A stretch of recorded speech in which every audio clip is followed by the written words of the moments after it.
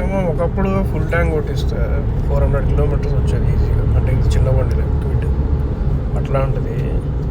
ఇప్పుడు almost అయిపోవచ్చింది. 2 points అంటే నాకు తెలిసి 2 పాయింట్లు కలిపి ఇంకొక ఇప్పుడు ఎంత ఉంది 922, అంటే నేను కొట్టించినప్పుడు 622 ఉండే, అప్పుడు 300 కిలోమీటర్స్ వచ్చింది. ఈ రెండింటి కలుపుకుంటే ఇంకొక 40 కిలోమీటర్స్ వస్తుంది, 40-45 మ్యాక్సిమం అంతే. అంటే ఇప్పుడు మంత్లీ రన్నింగ్ సపోజ్ ఒక 1000 కిలోమీటర్స్ ఉంటే మనం 50 లీటర్స్ యూస్ చేస్తుంటే ప్రీవియస్గా, ఇప్పుడు కిలోమీటర్స్ అంటే నాకు ఇప్పుడు దగ్గర 6 లీటర్స్ ఎక్స్ట్రా పెట్రోల్ నేను మళ్ళీ కన్జ్యూమ్ చేస్తాను దీనికి.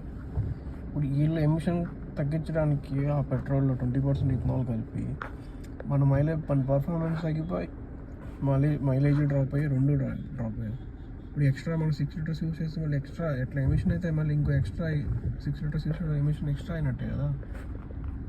ఇది ఏం లాజిక్ ఏమో నాకు అర్థం కాదు. ఎవడు ఈ మాట్లాడలేదు, వాడే రెస్పాండ్ అవ్వదు.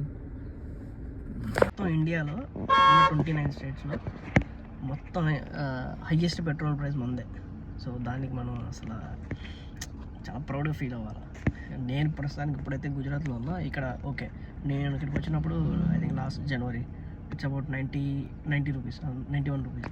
ఇప్పుడు 101, అంటే లాస్ట్ 4 మంత్స్లో 10 రూపీస్ ఇంక్రీజ్ అయింది. సో అది ఇంకా ఎట్లా తగ్గేది ఉండదు.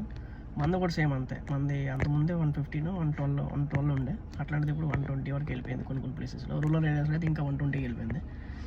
ఇంక దీనికి ఫుల్ స్టాప్ ఏమి ఉండదు, ఇంక పెంచుకుంటూ పోతూ ఉంటారు ఎవరు.